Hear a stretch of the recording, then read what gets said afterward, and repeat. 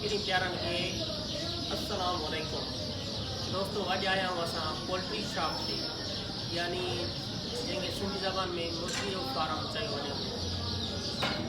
कंदासीं असां सां गॾु वेठो आहे अब्दुल रज़ाक सर।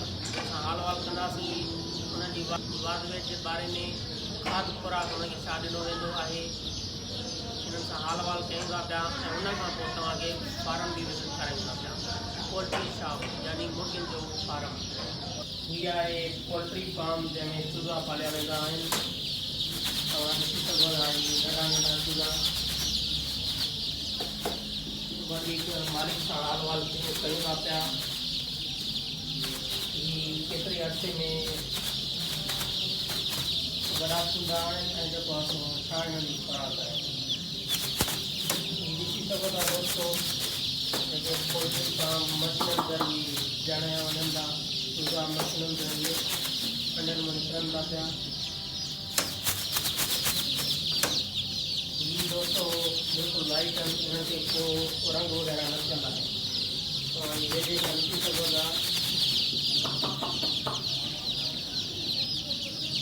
हीअ अदो जेको आहे सो हिननि खे पंहिंजी ज़बान में पंहिंजे हिसाब सां हिननि खुराक विझंदो आहे। जेको आहे सो हिननि खे ख़बर आहे त हिननि खे कीअं जमा थींदा, कीअं हिते वॾे थींदा।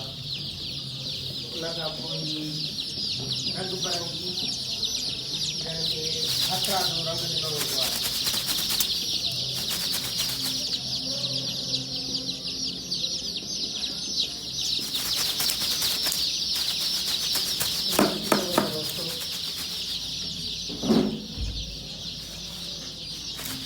दोस्तों जॾहिं अंडे मां निकिरंदा आहिनि त हिन झूनी कलर जी हूंदा। हीअ हिननि जो जेन्युइन कलर आहे।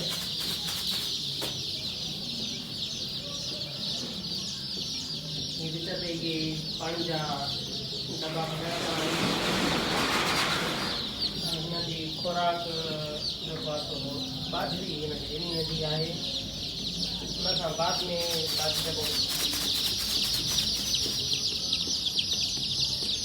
हिन जो कमु आहे दोस्तों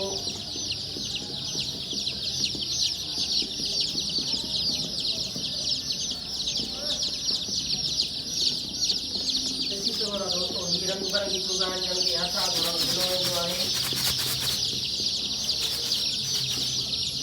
हीअ अधे वारा रंग पिसा हिन बाल्टी में हिननि खे रंग ॾींदा आहिनि हथरा जो।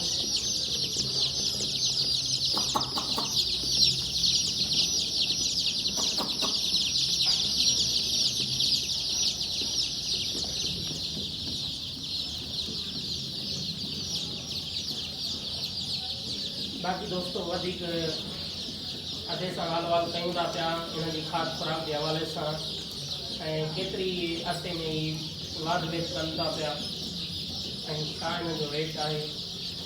पोल्ट्री फार्म जे बारे में दोस्तनि खे ॿुधाइजो त हीअ चूज़ा तव्हां केतिरे अरसे में चूज़ा वाध वेच कनि था पिया। 7 हफ़्तनि में, यानी कि 2 महीना, लॻभॻि 2 महीना। दोस्तों 2 महीननि जे अंदरि ई चूज़ा वाध वेच कनि था पिया। ऐं हिनखे हथरा जो कलर तव्हां पाण कंदा आहियो। माशाअल्लाह ज़बरदस्त। हीअ कारोबार कीअं आहे? बहितरीनु कारोबार आहे दोस्तों, अधे जो चवणु आहे। उन खां पोइ हिन जी छा तव्हां प्राइस हिनजी रखी आहे क़ीमत हिकु चूज़े जी? 27 रुपया फी चूज़ो। कंहिं बि दोस्त खे खपे, ऑल पाकिस्तान डिलीवरी आहे। यानी कि किथां बि को दोस्त राब्तो करे वठी सघे थो पियो। भाई अब्दुल रज़ाक सर साहब जो असां नंबर ॾेई छॾींदासीं वीडियो में, तव्हां हुन सां राब्तो करे सघो था पिया।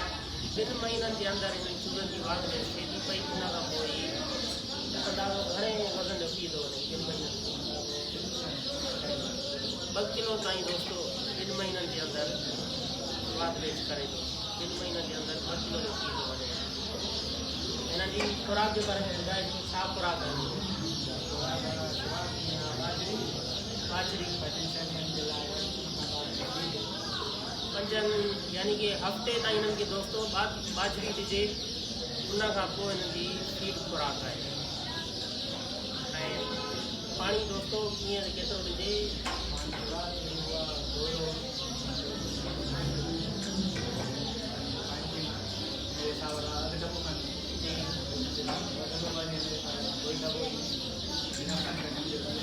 यानी कि पहिरियों जीअं चूल्हो अचे थो पियो त हुनखे नॉर्मल पाणी ॾिजो।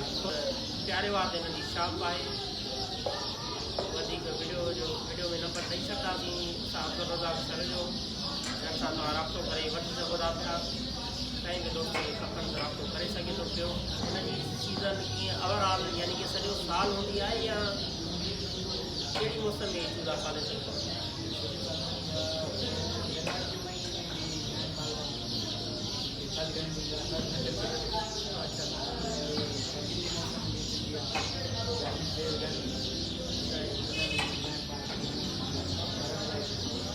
दोस्तों यानी कि तेज़ सीउ हुजनि उन दौरान में जनवरी महीनो जीअं तमामु सीउ वधीक हूंदा आहिनि, अधु खां वधीक त ही चूल्हा थधिया वारनि जी सीज़न न हूंदी आहे, बाक़ी सॼो साल ई हूंदी आहे। गर्मीअ जा 2 महीना जून जुलाई तेज़ गर्मियूं जंहिं महीननि में पवंदियूं आहिनि उन दौरान बि अब्दुल रज़ाक पारां पोल्ट्री फार्म जो कमु न कंदा आहिनि। बाक़ी सॼो साल ई ओवरऑल हिननि जो कमु हलंदो आहे। दोस्तनि खे छा सलाह ॾींदा अथव, छा कारोबार कनि?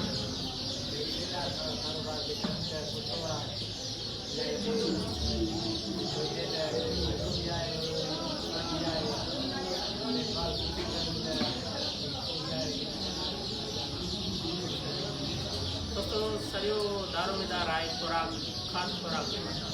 तव्हां हिन जी खाद खुराक सुठी कंदव, तव्हांखे सुठो मुनाफ़ो मिलंदो ऐं हीअ तमामु बहितरीनु कारोबार आहे।